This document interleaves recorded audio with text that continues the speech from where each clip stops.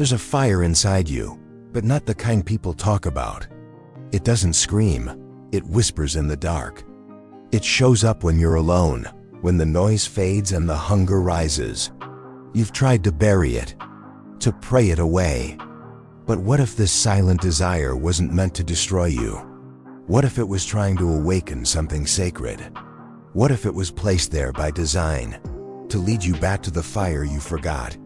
Lust isn't just temptation for the ones who are marked, the ones carrying ancient codes in their soul. Lust becomes a mirror showing you the parts of yourself still reaching for connection. Stay with me, because what you're about to discover isn't about shame. It's about power and how to reclaim it. Because when you carry the light of a chosen one, even your deepest struggles hold a divine message. Some battles aren't random.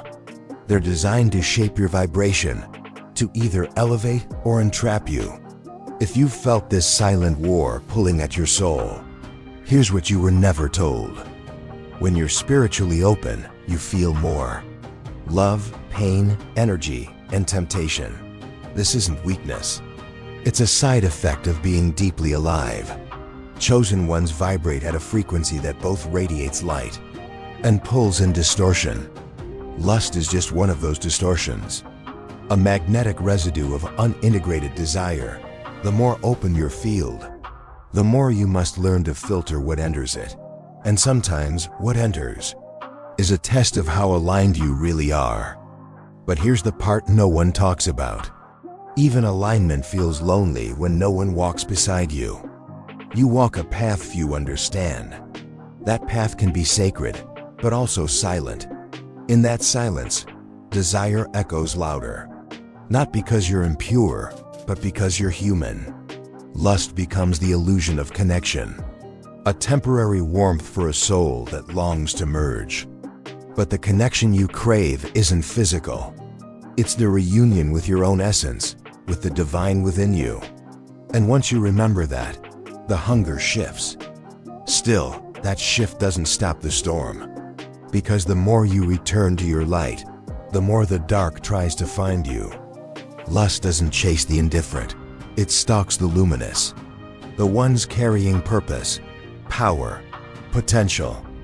Not because you're weak, but because you're dangerous to the systems that feed on unconsciousness.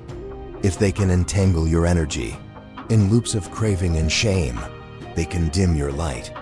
But you weren't born to live dimmed. You were born to see through the illusion and burn from the inside out. And yet, what weakens your fire isn't always darkness. Sometimes it's the wound you never healed, hiding in plain sight. Maybe you've carried a pain you couldn't name, but your soul never forgot.